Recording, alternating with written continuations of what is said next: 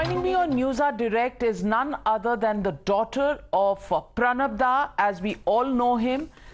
And she's written a book, Pranab My Father, A Daughter Remembers. A book based on diary written by Pranab Da himself and based on her own interactions with her father, who's always referred to as an encyclopedia of parliament functioning, of constitutional issues, and of course of political tidbits that nobody else would have access to. How have you got this reservoir of his experiences? Was there a diary that he maintained? Are these conversations on which you've based your book?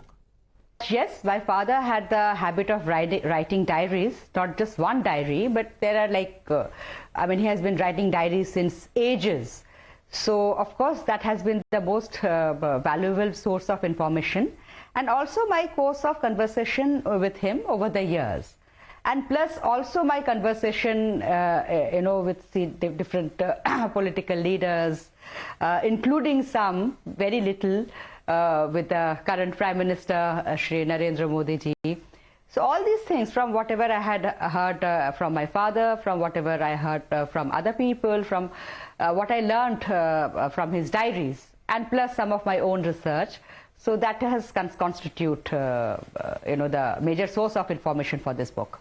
What did Pranab Da write about the Nehru-Gandhi family and the personality cult around them, and how they were perceived by congressmen over the years?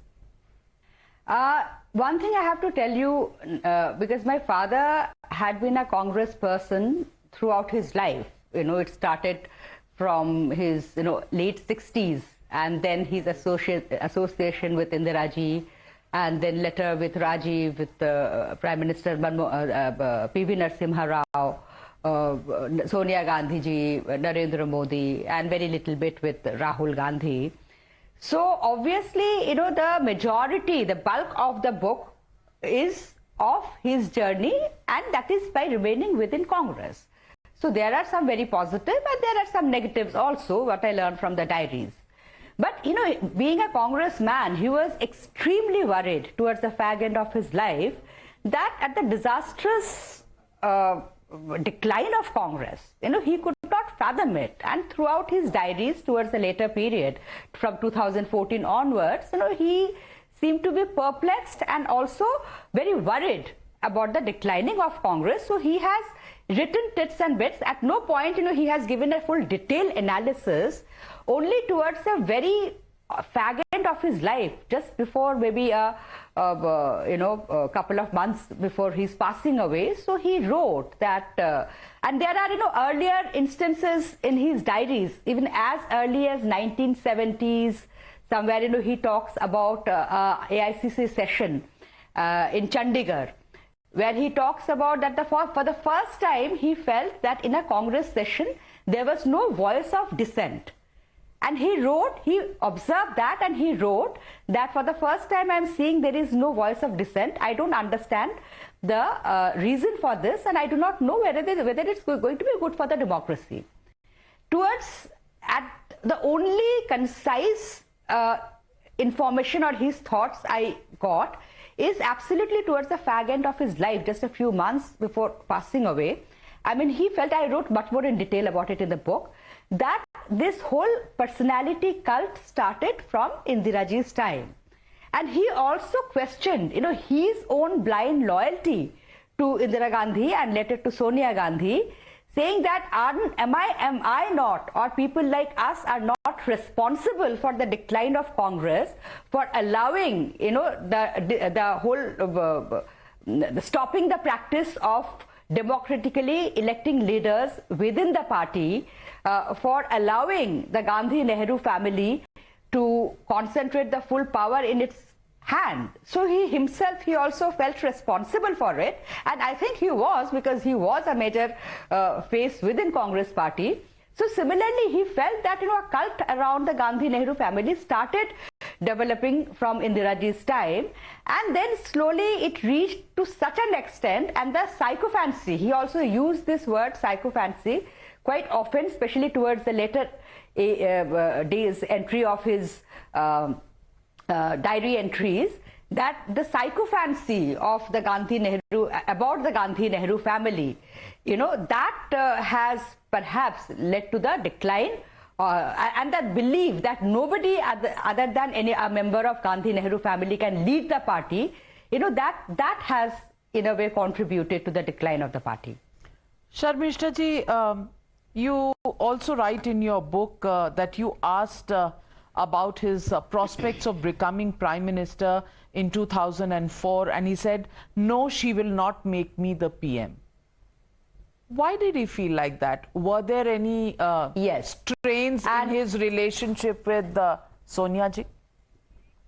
No, I don't think that is the reason. This has a long history. He had, as per media, one chance of becoming the PM in 1984 when Indira ji was assassinated.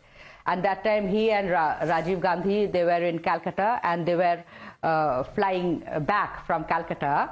And then what has transpired at the flight has been conjecture of much talks and gossips, and there supposedly it is alleged that my father staked his claim to be the interim Prime Minister because he was number 2 in the Indira Gandhi cabinet, but which is totally wrong. And I discovered notes, handwritten notes, which were probably meant for his memoirs by my father after his passing away, where he has given a detailed description of what has happened, and as per him that he never made any such claim.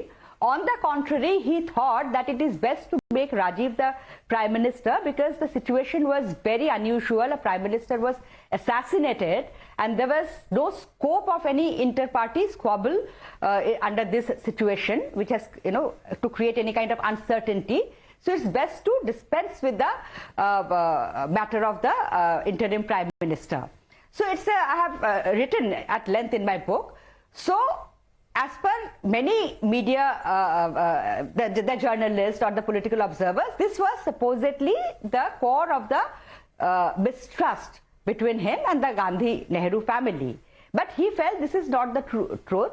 What he felt, and what I also perhaps think is right, my father he was known to be a person, who spoke his mind. He was pretty candid. And there are 2 words in his diary, frankly and firmly. So in all his discussions within party forum, he wrote that firmly and frankly, he expressed his views. And it's quite possible that, many of these views were not liked by the party high command. And also it was very difficult to argue with my father because many people might have a strong view. But, he was a very politically savvy person. He was known for doing his homework meticulously. So his arguments would be backed with strong logic, facts and figures. So, in a very personality-oriented political culture, perhaps the supreme leaders find it a bit wearisome to work with a person who has got a very strong point of view, backed with experience, expertise and knowledge. So that was perhaps the basis of of Rajiv Gandhi's mistrust or discomfort with him.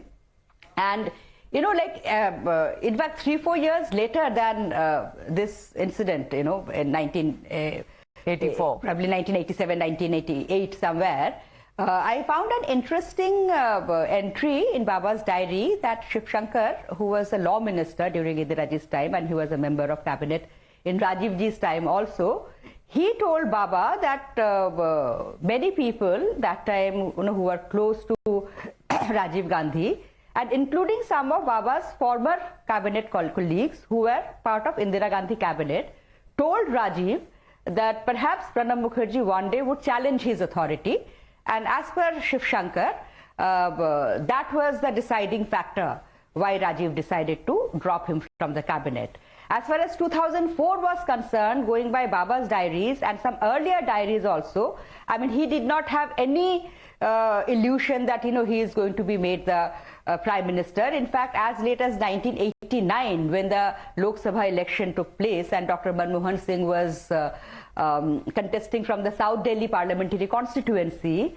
So he wrote that Dr. Singh is contesting from the South Delhi parliamentary constituency. Most probably he will win. And in all likelihood, he is going to be the Prime Minister in case of a Congress win.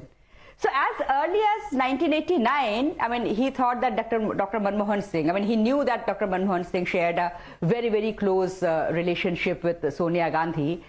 And he also told some journalist, Suman Chattopadhyay, that, you know, he was very clear that he knew that Sonia Gandhi is not going to make him the Prime Minister. And he also did not have any expectation from Sonia Gandhi to make him the Prime Minister. And as there is no expectation, then there is no disappointment also. So I don't think in 2024 it came as a great shock to him for not being named the Prime Minister. You also write in your book that Pranab felt that some of the comments made by Rahul Gandhi reflected his political immaturity. He was also very disappointed with Rahul Gandhi's frequent disappearing acts. What did he say about it in his conversations with you, and what did he write in his diary about Rahul Gandhi? You know, about Rahul Gandhi, to be very honest, in this page, you know, like about 391 or 92 pages, there are very few, you know, maybe about 2-3 pages about Rahul Gandhi. And there are not too many references also about him in Rahul Gandhi, because what I felt during UPA 1, UPA 2, there was not much of an interaction. In during UPA 2, Rahul came to visit him a few times. And then after those visits, a few of them, not very frequently, continued after he became the president also. So what my father felt that Rahul was an extremely courteous person and full of questions, which Baba took it as a positive sign. But I think his faith in Rahul Gandhi got shaken when Rahul Gandhi trashed the Save the Culprit, which was popularly known as ordinance. You know, when he publicly trashed the ordinance in the presence of media, and that my father felt a terribly, terribly wrong move, and especially considering the fact that the Prime Minister was in US at that time, and I was the one who actually broke the news to him. And my father, I mean, he was known for losing his temper, but after a long time I saw him getting so angry like this, his face became absolutely red. And he really shouted that who is Rahul Gandhi to trash a government decision like this in publicly, a government ordinance. He's not a member of the cabinet. I mean, doesn't even realize the implication of doing such a thing. The Prime Minister is abroad. What will be its implication on the coalition partners? So he was pretty upset about it. And, you know, at points, you know, there are some, and especially when Rahul Gandhi made some good speeches in the parliament. So he wrote Rahul is making good speeches. But I think Baba was kind of disappointed, and especially after 2019 when he made this very frequent disappearing acts. I remember after 2014, the first, in 2015, January, 2014 December, when the Congress anniversary, the flag hoisting ceremony takes place at AICC. Rahul Gandhi was conspicuously absent from that. So my father wrote in his diary that, you know, how can at such a crucial stage of the party, how can he be absent like that? And these are happening very frequently. So he felt that Rahul is perhaps losing the perception battle, and he is perhaps not being taken seriously as a serious politician. So that way he was a bit disappointed in Rahul. And he also at one point, I mean, he wrote that Sonia Gandhi ji is hell-bent upon making Rahul the Congress president, but unfortunately the young man's lack of charisma and political understanding is creating a problem. He felt that, you know, I mean, Rahul was perhaps politically immature. He wrote in his diary that, you know, Sonia Gandhi's decision to make Rahul Congress president, and what he felt, rightly or wrongly, that Rahul Gandhi's lack of charisma and political understanding is creating a problem. And he also wrote, you know, that is another interesting observation, that after 2014 elections, Rahul came to have lunch with him, and he gave his own analysis of the election, Rahul. So my father wrote about it, that I was surprised the way he gave the analysis in a very detached form as an outsider, as if he was not the face of the campaign. So he also wrote that perhaps this lack of attachment to the party or this detachment from the party and failed to enthuse the Congress workers, which the BJP workers got from Narendra Modi. And I think that was one of the hallmarks. Main reason, other than the personal chemistry, of course. I think that was one of the main reason why my father and Shri Modi worked so closely as a team, despite belonging to two vastly different ideological backgrounds. In the end, Sharmishtha Mukherjee, let me ask you this. Did Pranab express a greater degree of warmth towards Prime Minister Modi than he did towards Sonia Gandhi or Rahul Gandhi? It's a very difficult question to answer. Firstly, his association with Sonia Gandhi, not Rahul Gandhi, has been for many years, since than with Prime Minister Modi. He had worked with Sonia Gandhi since she came. So obviously, there would be a very different kind of relationship, And I mean, what I read from Baba's diary, that at many points he disagreed, and there were heated exchange of words with Sonia Gandhi, and I read many instances of sparks flying and all those things. But things became normal, So that is expected. So I don't think it's a question of more and less or anything like that. But with Prime Minister Modi, definitely, I think there was a personal chemistry. And also Sonia Gandhi as a personality, she's, I think, far more restrained. She's, she would not laugh out loudly. But I heard, sound of laughter of two gentlemen, which I could hear it from being on the other room. So obviously, with Sonia Gandhi, being the kind of personality she is, of course, you can't even expect that. But that doesn't mean that, there was any less of warmth, at least in terms of working relationship with Sonia Gandhi. But I think it was different. Every relationship is different. So you can just say it's different. It can't be more or less, or there was nothing like that. Well, I think we leave it to our viewers to judge and to read between the lines. But thank you very much, Sharmishtha Mukherjee, for joining me on this very frank chat on the book, and in a glimpse into the life and times of Pranab as we all have known him. Thank you, Sharmishtha.